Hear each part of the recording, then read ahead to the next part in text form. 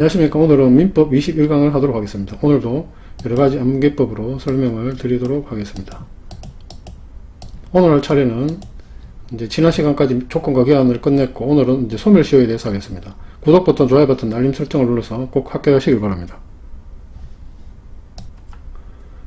소멸시효를 오늘 할 건데, 오늘 내용은 이제 소멸시효의 의의와 소멸시효의 대상, 소멸시효의 기산점에 대해서 살펴보고, 나머지는 이제 다음 시간 이후에 살펴보도록 하겠습니다. 그리고 이 공인중개사 시험 범위에 이 민법 총칙 파트에 있는 이 소멸시효는 시험 범위에 들어가지 않지만은 2편 물건에 가면은 소멸시효가 등장을 하고, 등기청구권 등과 관련해서 이제 시험 문제도 나오고 있기 때문에 오늘 하는 소멸시효의 의의라든가 소멸시효의 대상 등은 미리 들어두시면 도움이 될 수 있습니다.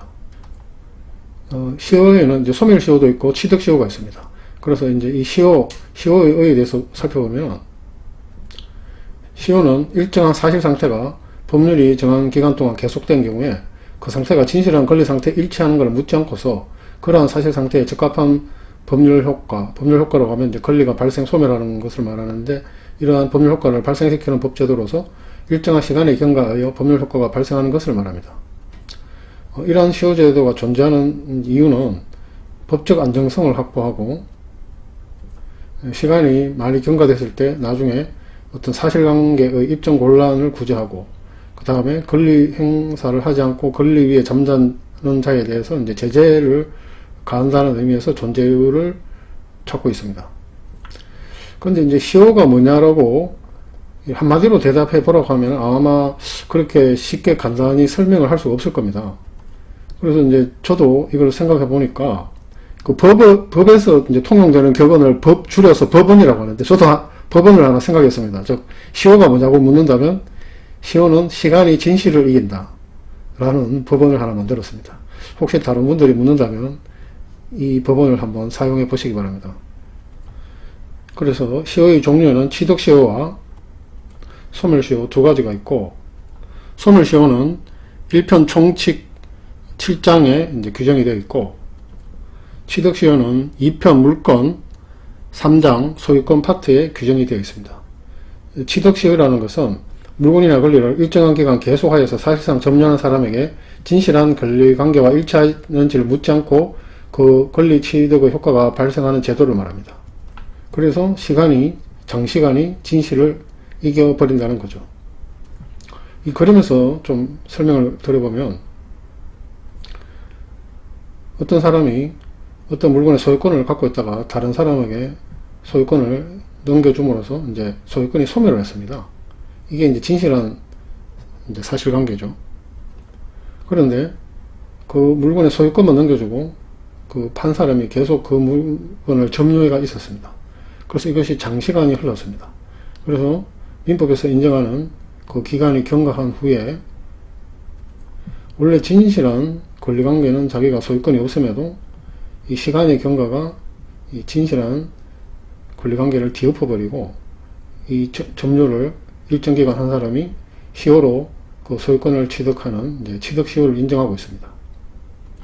제가 이렇게 X자로 표현한 거는 이제 진실관계를 뒤엎는다고 해서 이렇게 이제 X자 표시를 했습니다. 그 다음 이제 소멸시효. 이것은 권리자가 재산권을 행사할 수 있었는데도 일정 기간 동안 그 권리를 행사하지 않을 경우 그 권리를 소멸시키는 효과를 발생시키는 제도입니다.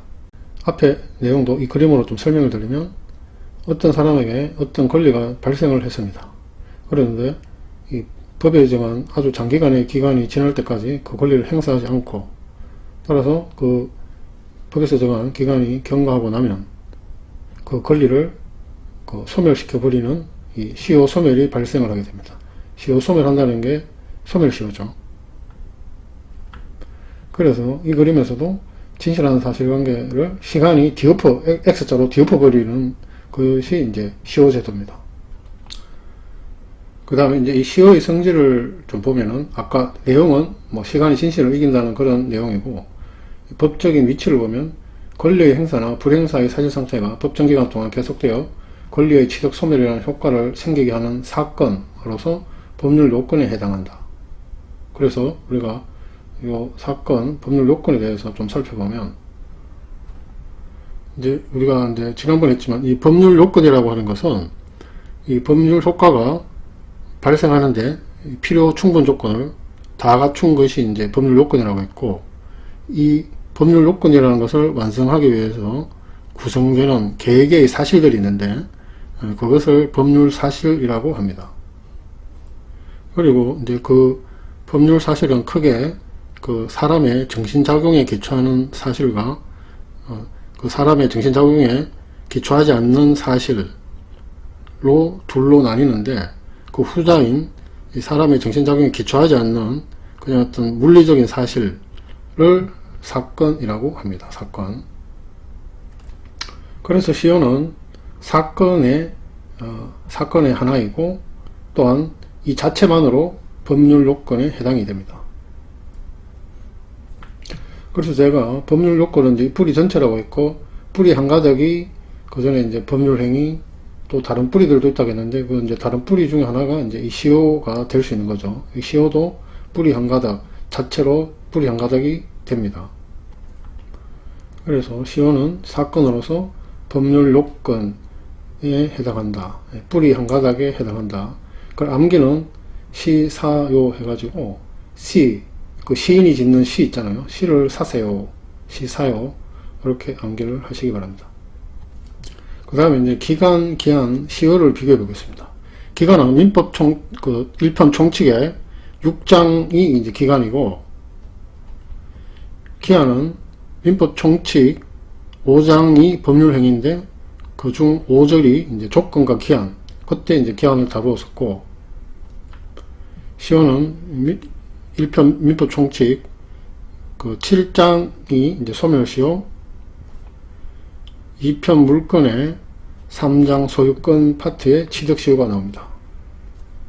이 세 개의 공통점은 시간과 관련된다는 거죠. 그래서 제가 이걸 비교를 해봤는데, 먼저 기간이란 어느 시점에서 어느 시점까지 계속되는 시간을 말합니다. 시간, 물리적 시간.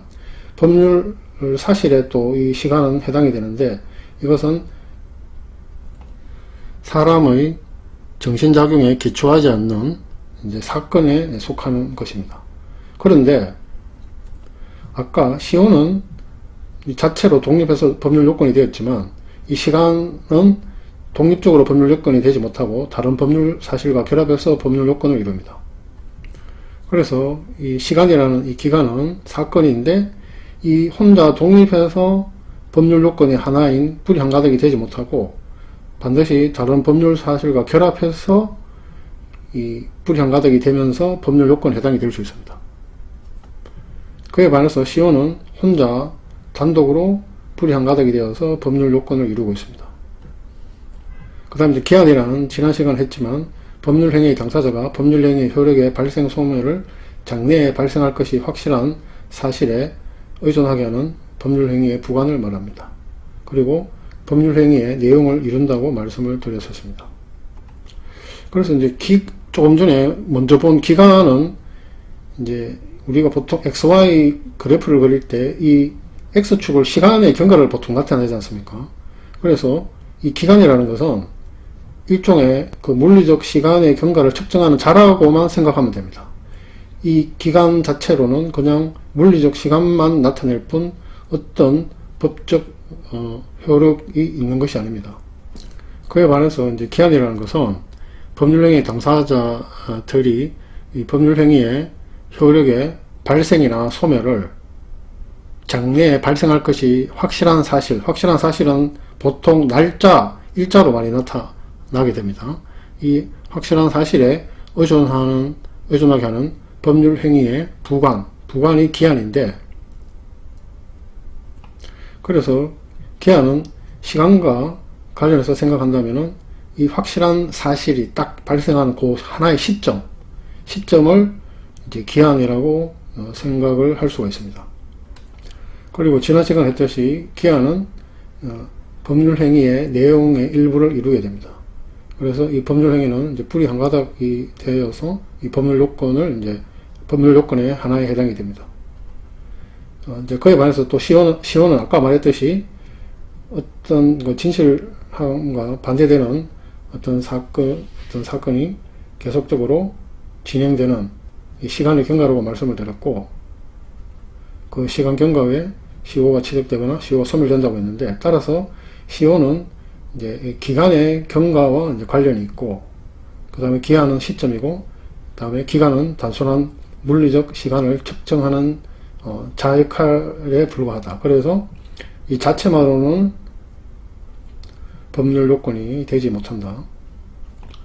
이제 이 3자의 관계를 이 그림을 통해서 한번 더 살펴보면, 기간은 그 자체만으로 뿌리 한 가닥이 될 수 없고, 다른 법률 사실과 결합해서 뿌리 한 가닥이 되어서 이제 법률 요건의 하나가 될 수 있다고 했고, 기한은 이 법률 행위의 이제 부관이고 법률 행위의 내용을 이루게 되는데, 기한 그 자체만으로는 뿌리 한 가닥은 아닙니다. 이 법률 행위의 내용을 함께 구성해서 이 전체가 뿌리 한 가닥이 되는 것입니다. 예를 들어서 23년 1월 1일이 되면 이라고 하는 그 기한 자체는 아무 어떤 법률 요건이 이제 될 수가 없는 거죠. 그런데 이제 내년 23년 1월 1일이 되면 할 때 그 기한 안에는 23년 1월 1일이라고 하는 기간이 들어있죠. 그래서 이 기한 안에 기간이 들어있고, 또 이제 시효도 독자적으로 이제 뿌리 한 가닥이 될 수 있는데, 예를 들면 23년 1월 1일자로 이제 10년이 흘러가서 행사 안 한 채권이 10년이 되어서 소멸하는 채권이 있다고 할 때, 그 자체만으로 이 시효의 경과 자체만으로 하나의 훌륭한 뿌리 한 가닥, 즉 법률 요건이 됩니다. 그런데 이 시효 안에도 방금 23년 1월 1일이 되어서 채권의 효력이 소멸할 때 그 23년 1월 1일이라고 하는 기간이 들어있죠. 그래서 이 기간은 기한 안에도 들어있고 시효 안에도 이제 들어있게 됩니다. 그래서 예를 들면 이제 기한부 법률 행위를 하나 예를 들면, 내년 23년 1월이 되면 나한테 100만 원을 주겠다라고 어떤 기한부 법률 행위가 있을 때, 그 안에는 내년 23년 1월 1일이 되면이라는 기한이 이제 기한이라는 부관이 붙어 있고, 또 그 기한, 즉 내년 23년 1월 1일이 되면 하는 그 기한이라는 부관 안에는 23년 1월 1일이라는 기간이 들어있지 않습니까? 그래서 이 기한부 법률 행위 안에는 기한이 들어있고, 또 기한 안에는 기간이 들어있는 이런 이제 구조가 성립이 되고, 또 이렇게 기한부 법률 행위가 발생을 하더라도 10년이 지날 때까지 행사를 하지 않게 되면 이 시효로 소멸하죠. 그래서 소멸시효가 완성이 되어서 효력이 소멸하게 되지 않습니까? 그래서 결국 보면 기간, 기한, 또 시효는 서로 이렇게 연결되어 있는 관계라는 걸 알 수가 있습니다. 그 다음에 이제 이 소멸시효가 이루어져야 하는 요건, 즉 시효로 권리가 소멸하기 위한 요건을 이제 살펴보면 이 세 가지를 갖춰야 되는데, 첫 번째, 권리가 시효로 소멸될 수 있는 권리여야 되고, 둘째, 권리를 행사할 수 있음에도 불구하고 권리를 행사하지 않아야 하면 이제 불행사해야 되고, 셋째, 이러한 권리 불행사의 상태가 일정한 기간 동안 계속되는 것이 필요합니다. 그래서 이제 하나씩 살펴보면, 첫 번째, 권리가 이제 시효로 소멸할 수 있는 권리가 되는데, 즉 이것이 소멸시효의 대상인 권리여야 하는데, 이 소멸시효에 걸리는 권리는 재산권의 하나고, 인격권, 가족권 같은 비재산권은 시효의 대상이 되지 않습니다. 그래서 요것을 암기는, 소가 걸린 재산권, 소는 이제 우리가 키우는 그 소를 말하고, 여하튼 이 소를 주느냐 마느냐 이렇게 걸려있는 재산권이다, 이렇게 암기를 하시면 되겠습니다. 그래서 이것이 이제 소멸시효에 걸리는 권리와 걸리지 않는 권리로 나눠서 살펴보면 162조 이제 채권, 재산권의 소멸시효를 규정하고 있는데, 채권은 10년간 행사하지 않으면 소멸시효가 완성한다. 그래서 이 채권이 소멸시효에 걸리는 권리입니다. 그 일반적인 채권의 시효기간이 10년이나 민법에 나오듯이 단기 소멸시효, 1년, 3년 등에 걸리는 채권도 있습니다. 그리고 채권으로부터 파생되는 채권적 청구권도 채권처럼 소멸시효에 걸립니다. 일단 채권이 10년이라는 것은 이 자음 치어선 우리가 기억부터 헤아려 보면 10번째입니다. 그러니까 치어지 10번째니까 10년 이렇게 기억하시고, 그 다음에 채권 말고 소유권 말고 그 외의 재산권은 20년간 행사하지 않으면 소멸시효가 완성한다. 그러니까 20년인데 요거는 암기를 왜 재산권이 20년 후에 소멸하지? 이런 식으로 왜 재산권이 20년 후에 소멸하지? 그렇게 암기를 하시면 되겠습니다. 그래서 이 소멸시효에 걸리는 권리는 이제 소유권 외의 재산권이 있는데, 우리가 이제 물건 중에 지상권, 지역권이라는 용익 물건이 있는데, 얘들은 20년간 행사하지 않으면 소멸시효가 완성이 됩니다. 그래서 이것은 암기를 지소멸, 아주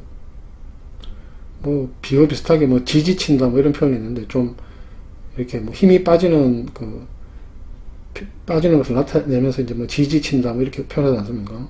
그렇게 지지부진하게 소멸한다 이런 식으로 암기를 하시고, 그 다음에 이제 전세권도 용익 물건인데, 이것은 최장 존속기간이 10년을 넘지 못하도록 규정하고 있어서 20년에 이 소멸시효에 걸리는 일이 없습니다. 그 다음 소멸시효에 걸리지 않는 권리, 비재산권. 소멸시효에 걸리는 권리는 재산권이 하나이기 때문에 인격권, 가족권 같은 비재산권은 시효의 대상이 되지를 않습니다. 그 다음 이제 소유권. 이 소유권은 물건이지만 존속기간에 항구성, 이제 영구성을 가지기 때문에 소멸시효에 걸리지 않습니다. 그래서 이것은 소는 영원하다. 우리가 키우는 소는 계속 영원할 것이다. 이런 식으로 암기를 하시고, 그렇지만 소유권은 취득시효의 대상은 될 수가 있고, 그리고 이 취득시효가 이루어지면 반사적 효과라서 그 원래 소유자가 소유권을 상실할 수는 있습니다. 그리고 다른 권리 관계에 수반하는 권리들이 있는데, 민법에 규정된 상린권이라는 것이 있는데, 이것은 인접한 부동산의 소유자 내지 용익권자 상호 간의 소유와 이해관계를 규정하는 이제 법률관계에서 발생하는 민법상의 이제 권리입니다. 이것은 독립한 권리가 아니라 소유권에 이제 수반되는 권리이기 때문에 독립해서 소멸시효에 걸리지 않습니다. 그래서 요거 암기는 이 상린권, 권상린 사람 이름이라고 생각하고, 권상린은 독립하여 소멸하지 않는다.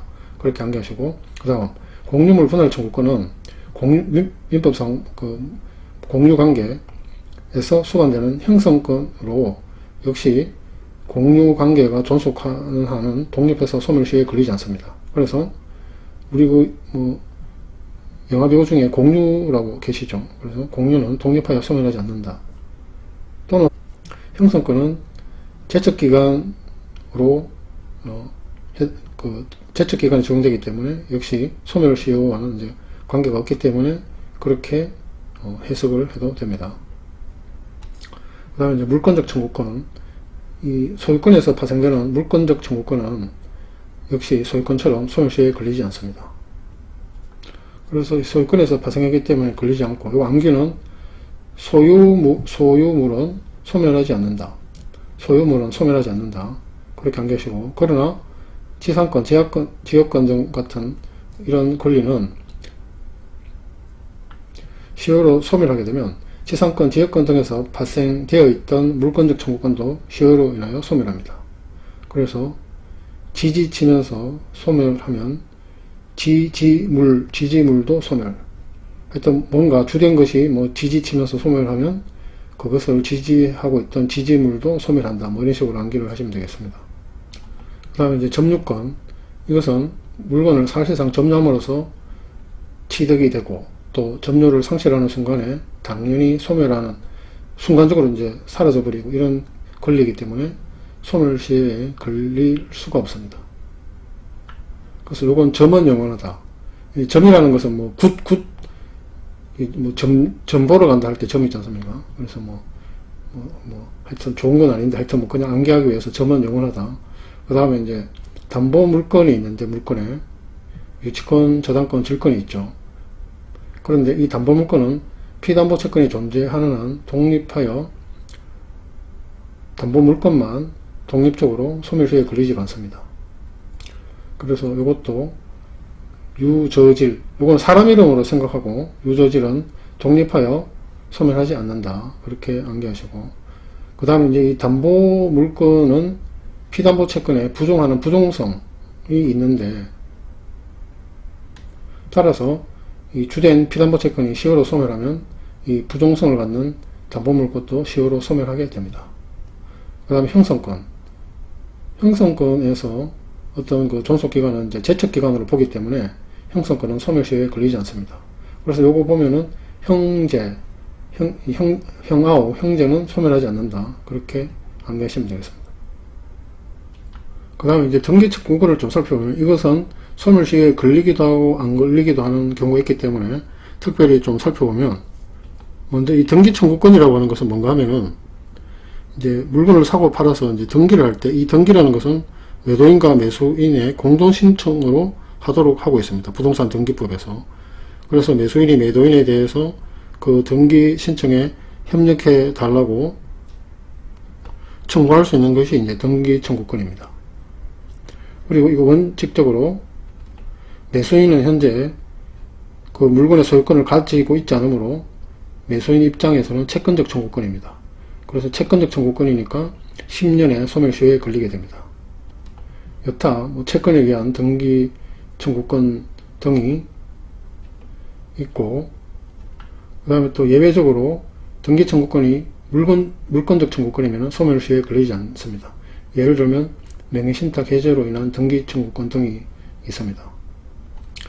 그런데 이제 이 채권적 청구권인데 또 판례가 예외적으로 소멸시효에 걸리지 않는 경우를 이제 인정하고 있는데, 이 예외를 좀 보면은 부동산 매수인이 목적물을 인도받아서 사용 수익하고 있는 경우 그 매수인은 권리 위에 잠자는 것으로 볼 수 없고, 즉 목적물을 인도받아서 그 안에 들어가서 살고 있다면 권리를 이제 행사하고 있는 걸로 볼 수 있고, 그 매수인의 등기 청구권은 다른 채권과는 달리 소멸시효에 걸리지 않는다 라고 이제 판례에서 판결을 했습니다.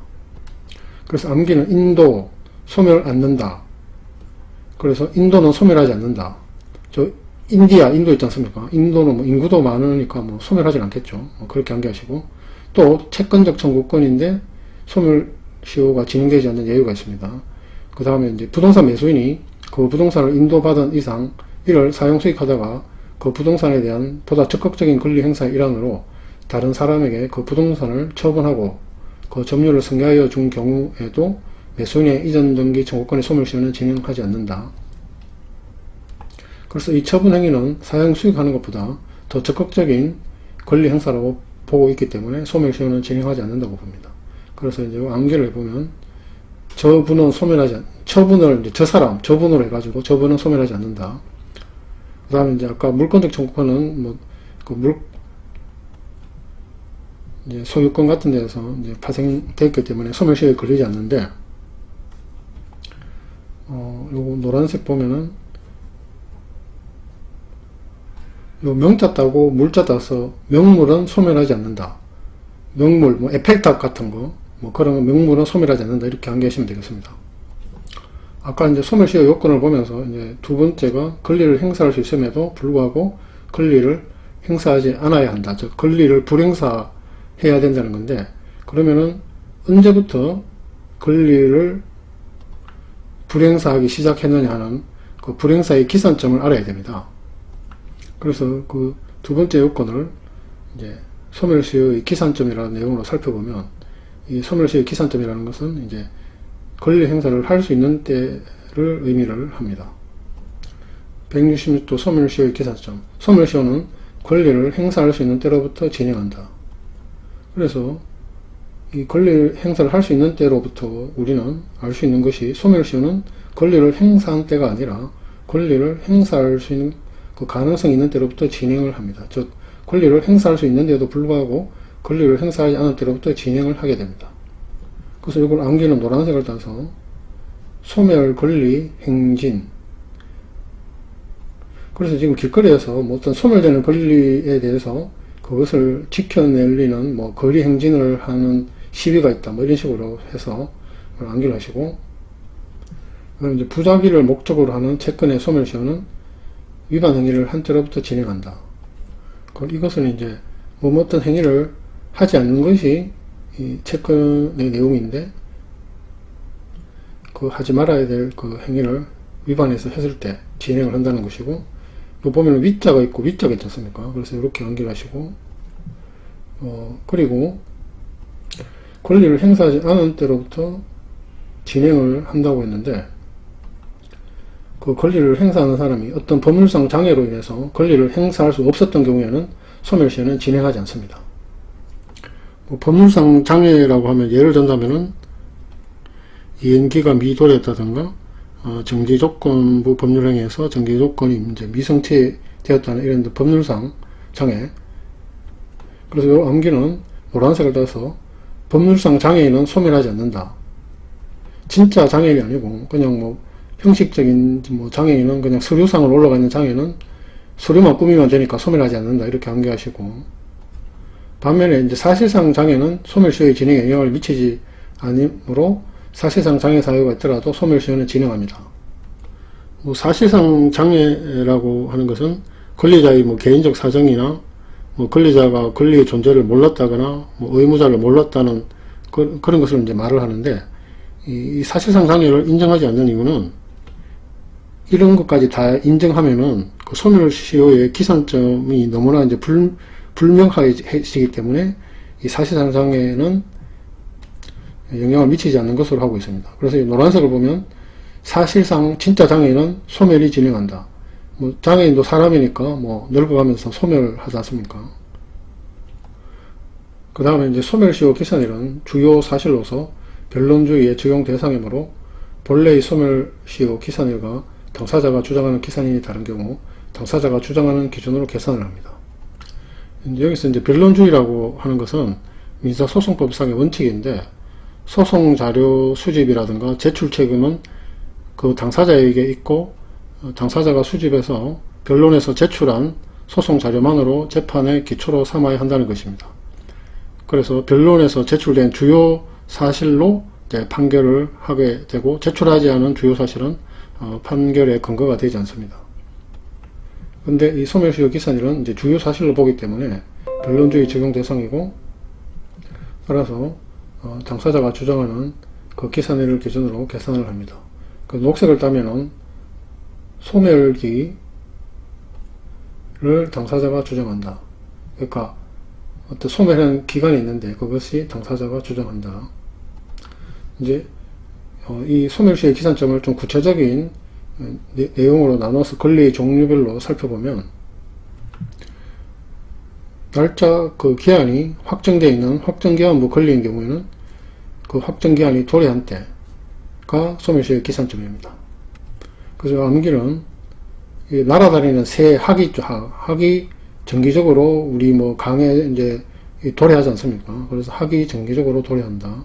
그렇게 암기하시고, 그 다음에 이제 불확정기한부 권리가 있을 수 있는데, 여기서 뭐 누가 사망했을 때 같이 이제 그 날짜가 딱 정확한 며칠로 이렇게 확정되지 않는 것을 불확정기한이라고 하는데, 이것은 객관적으로 기한이 도래한 때, 그래서 뭐 누가 죽었을 때 쓰면 이제 누가 죽었을 때 이거고, 이것은 채권자 채무자가 기한 도래를 알았는지 묻지를 않습니다.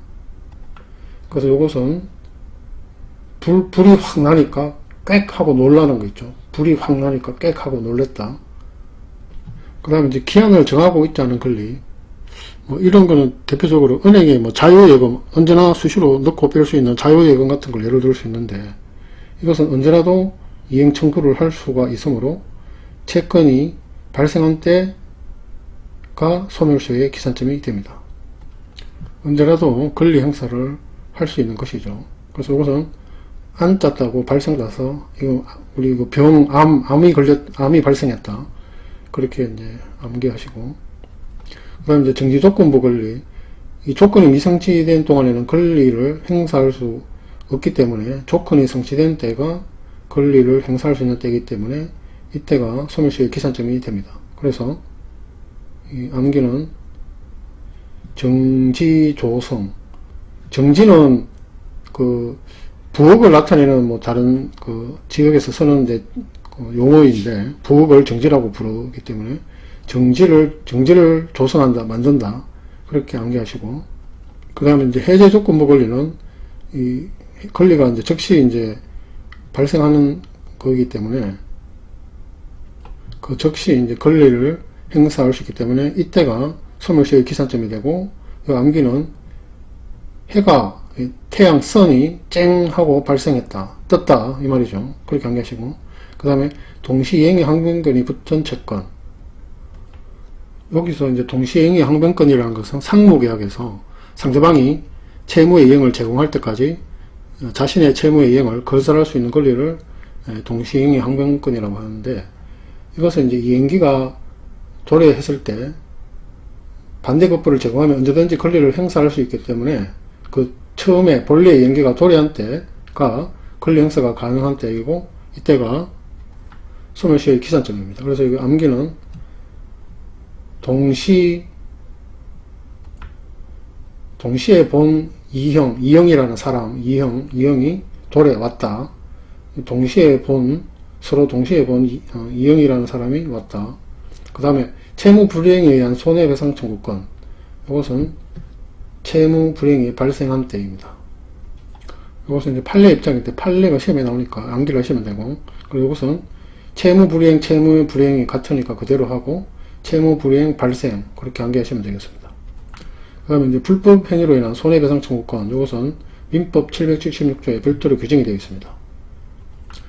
이렇게 보면은 불법 행위로 인한 손해배상의 청구권은 피해자나 그 법정 대리인이 그 손해 및 가해자를 안 날부터 3년간 이를 행사하지 않으면 시효로 인하여 소멸한다. 그래서 안 날로부터 3년인데, 이 암기는 불소, 그러니까 불소라고 그 화학 물질이 있죠. 그래서 뭐 하여튼 불소 피해가 3년 후에 소멸했다. 불소로 인한 피해가 3년 후에 소멸했다. 그렇게 암기하시고, 그 다음에 불법 행위를 한 날로부터 10년을 경과한 경우에도 시효로 인하여 이제 소멸하는데, 이것은 불법 한 날을 놈으로 봐서 불법 한 놈 10년 후 소멸, 불법 한 놈이 10년 후에 뭐 사라졌다, 소멸했다, 뭐 이런 식으로 암기하시고, 그 다음 사망. 미성년자가 성폭력, 성추행, 성희롱 그 밖에 성적 침해를 당한 경우에 이로 인한 손해배상 청구권의 소멸시효는 그가 성년이 될 때까지 진행되지 아니한다. 그래서 그거는 미성년자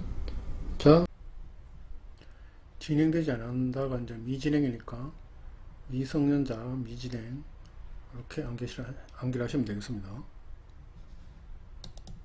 오늘 내용은 여기까지입니다. 암기법을 적용한 민법 등을 제공하고 있으니 도움이 되기를 바랍니다. 구독 버튼, 좋아요 버튼, 알림 설정을 눌러서 꼭 합격하시길 바랍니다. 감사합니다.